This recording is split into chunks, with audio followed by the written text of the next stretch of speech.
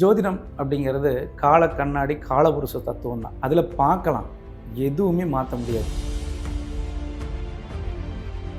ஒரு மனிதனை முடக்கிறதே வாடகை வீடு தான். நீங்கள் ஒருத்தர் ஒரு கோயிலுக்கு போங்க, கடன் தீரும்பாங்க. கோயிலுக்கு போய் கடன் தீர்ந்து எதுக்கு தொழில் செய்யணும்? வீட்டிலேயே சாப்பிட்டு படுத்துக்க வேண்டியதுதான். டெய்லி கோயிலே போய் இருந்துக்கலாம். ஆண் எவ்வளோ பணங்கள் கொண்டு வரக்கூடியவரோ இல்லை மிகப்பெரிய தொழில் நிறுவனங்களோ தொழில் செய்யக்கூடியவர்களாக இருந்தாலும் கூட, அப்போது ஒருத்தர் சொத்து வாங்கணும், சொத்து மேலே சொத்து பெருகணும் அப்படின்னு சொல்லி பார்த்தீங்கன்னா அதற்கு காரணம் செவ்வாய் அதிபதி.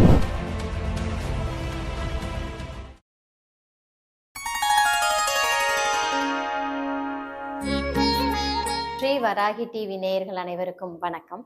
வாஸ்து சம்பந்தமான பல்வேறு தகவல்களை வழங்குவதற்காக இன்னைக்கு நம்மளோட நிகழ்ச்சியில் இணைஞ்சிருக்காரு ஸ்ரீ சர்க்குரு வாஸ்து தங்கதுரை ஐயா அவர்களை நிகழ்ச்சிக்கு வரவேற்கலாம். சரி, வணக்கம். குரு வாழ்க, குருவை துணை. பரிகாரத்தை தேடி பயணிக்கிறாங்க. இப்போ இந்த பரிகாரம் முழு பலன் கொடுக்குதான்னா, வாஸ்துல பரிகாரம் அப்படிங்கிறது 1% கூட பலன் கொடுக்காது. அப்போ வாடகை வீடா இருந்துச்சுன்னா ரொம்ப ஈஸி. இந்த வீடு சரியில்லைன்னா இன்னொரு வீடு மாத்திக்கலாம். இப்போ எல்லாரும் என்ன நினைக்கிறாங்கன்னா, வாடகை வீட்டுக்கு வாஸ்து தேவையில்லை, அதுக்கு எதுக்கு பார்க்கணும் அப்படின்னு நினைக்கிறாங்க. ஒரு மனிதனை முடக்கிறதே வாடகை வீடு தான். அவர் வீடு பூர்வீக வீடு நல்லா இருக்கும், இல்லை கிராமத்துல இருந்து வந்திருப்பாங்க, கிராமத்து வீடு நல்லா இருக்கும். ஒரு வேலை நிமித்தமாவோ தொழில் நிமித்தமாவோ இவங்க சென்னை, பெங்களூரோ இந்த மாதிரி பெரிய பெரிய சிட்டிகளையோ இல்லை சின்ன சின்ன நகரங்களையும் கூட இடம் மாதிரி தங்கியிருப்பாங்க. அப்ப என்ன பண்ணுவாங்க அப்படின்னா, இந்த வாடகை வீடு தப்பா இருக்கும். இவங்க ஃபுல்லாமே நமக்கு வாடகை வீடு தப்பா இருக்கு, மாற்ற முடியாது, அதை எப்படி நம்ம வாஸ்து பார்க்கறது, அதனால என்ன பயன் அப்படின்னு சொல்லியே விட்டு அவங்களுடைய வாழ்க்கையே இழந்தவங்கள நிறைய பேர்த்த பார்க்கணும். கடைசியில் அவங்க எல்லாம் சந்திக்கிறப்போ, இது தப்பா இருக்கே, நீங்க ஈஸியா அந்த வீட்டை மாத்திட்டு போயிருந்துருக்கலாமே, நல்லா இருக்கணும்னா, வாடகை வீட்டுக்கு வாஸ்து தேவையில்லைன்னாங்க, அதனால நம்ம மாத்தல அப்படிம்பாங்க கேஷுவலா. அப்போ இதற்கு காரணம் என்னன்னா நம்மளுடைய மனநிலை.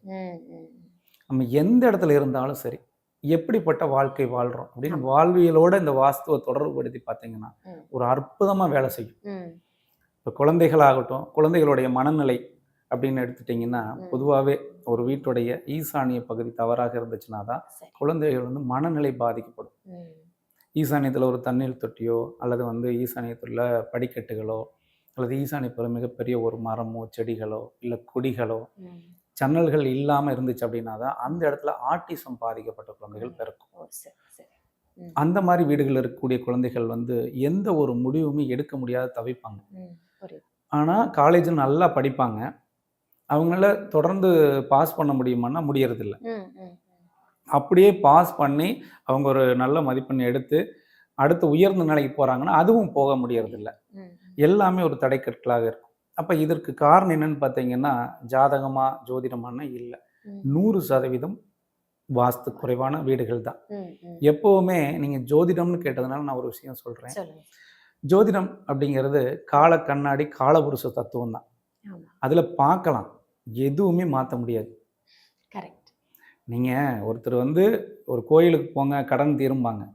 கோயிலுக்கு போய் கடன் தீர்ந்து எதுக்கு தொழில் செய்யணும்? வீட்டிலேயே சாப்பிட்டு படுத்துக்க வேண்டியதுதான். டெய்லி கோயிலே போய் இருந்துக்கலாமே.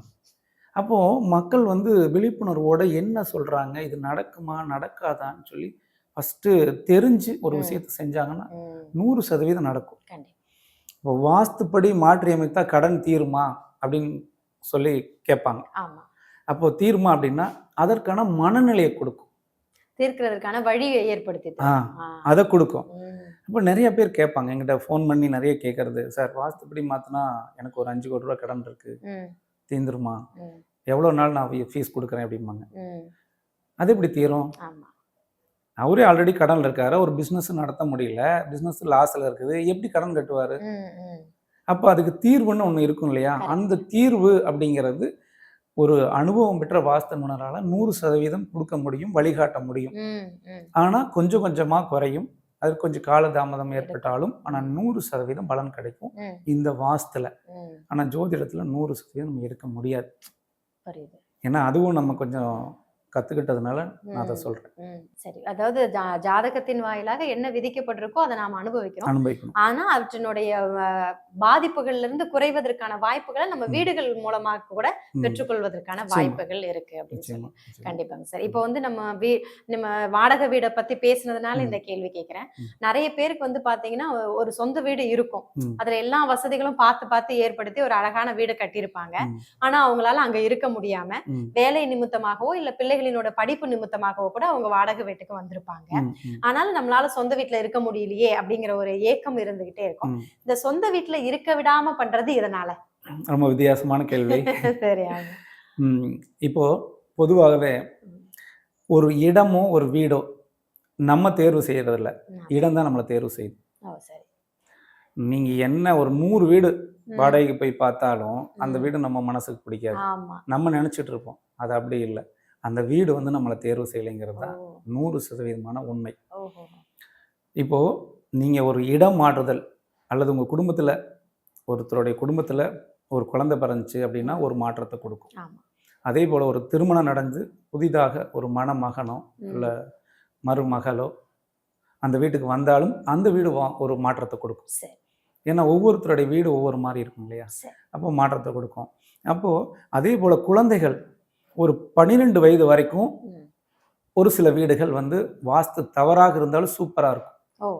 எப்ப அந்த 12 வயதை தாண்டி அந்த ஆணோ பெண்ணோ திருமண வயதுக்கு தயாராகிறாங்களோ அப்ப அந்த வீடு வேலை செய்ய ஆரம்பிக்கும்.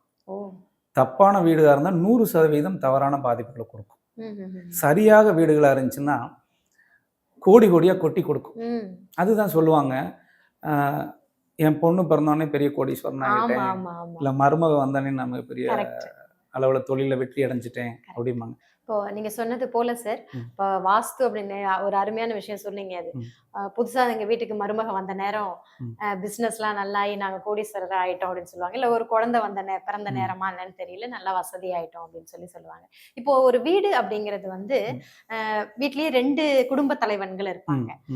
மாமியாரு மாமனாரு அவரு, நான் மனைவி அவரோட கணவன். இப்ப 2 குடும்ப தலைவர்கள் இருக்கும்போது அந்த வீடு அப்படிங்கிறது வந்து யார வந்து பிரதானமானதாக பார்க்கப்படுகிறது அப்படிங்கிற ஒரு கேள்வி இருக்கும். அவருக்கு ஏத்த மாதிரி இருக்கணுமா, எங்களுக்கு ஏத்த மாதிரி இருக்கணுமா அப்படின்னு பெண்களுக்கு ஒரு கேள்வி இருக்கும் இல்லையா? அதுவே சில நேரங்களில் போட்டியா கூட மாறிடுது.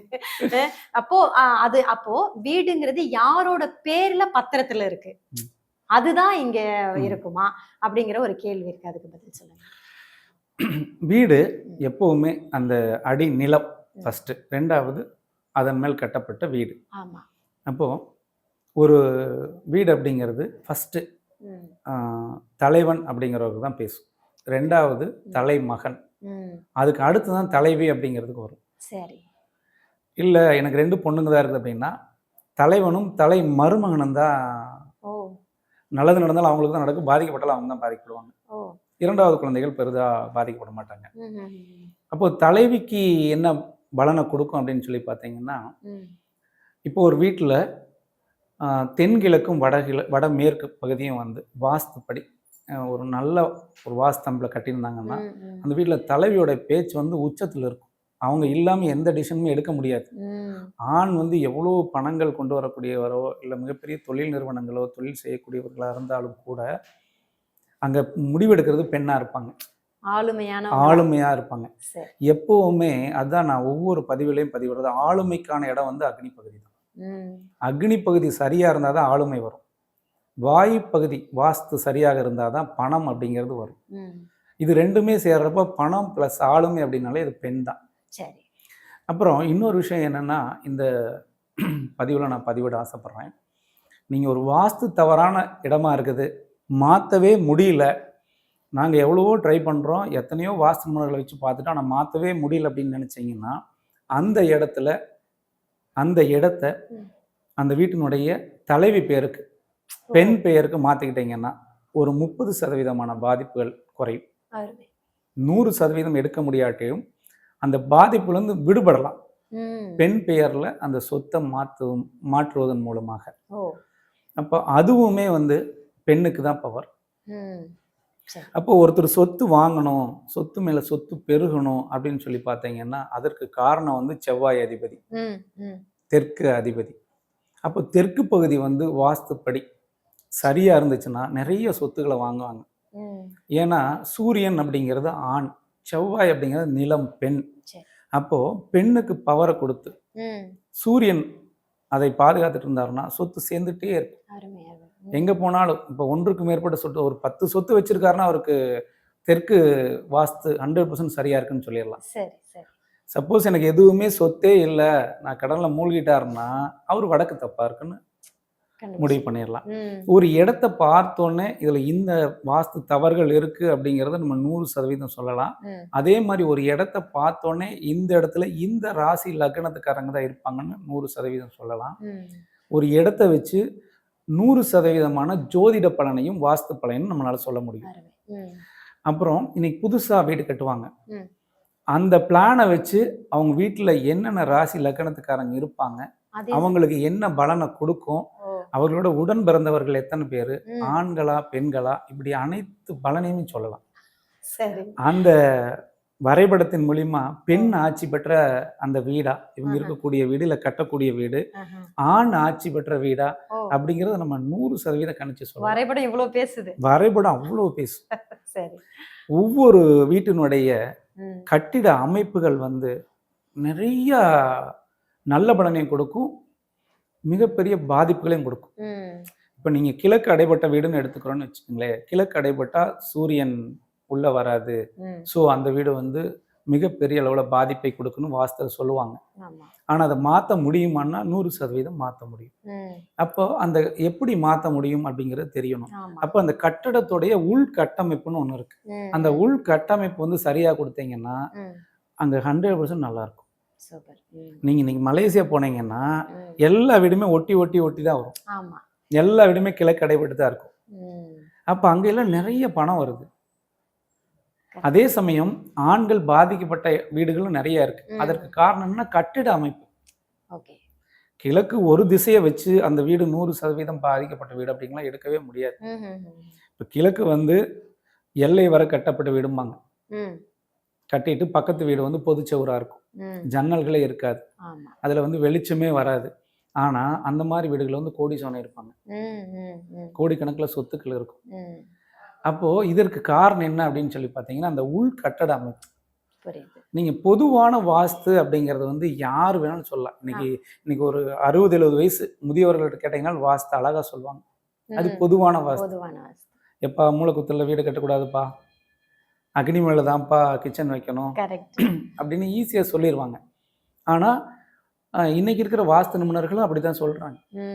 ஆனா அந்த நுணுக்கமான விஷயங்கள், கட்டிட அமைப்புகள் எப்படி கொடுக்கணும்னு சொல்லி தெரிய மாட்டேங்குது. சார், உண்மையிலேயே இன்னைக்கு கிடைத்த குறுகிய நேரத்துல நம்மளுடைய அன்றாட வாழ்க்கையில நாம செய்யற தவறுகள்லாம் என்ன, அதை எவ்வளவு திருத்திக்கணும் அப்படிங்கிறதையும், ஒரு வீடுங்கிறது எவ்வளவு முக்கியமானது, அதுல வாஸ்துங்கிறதும் ஒரு நல்ல வாஸ்து நிபுணரை தேர்ந்தெடுப்பது அப்படிங்கிறதும் எவ்வளவு முக்கியமானது அப்படிங்கிறத ஸ்ரீ வராகி டிவி நேயர்கள் அனைவருக்கும் சொல்லியிருக்கீங்க.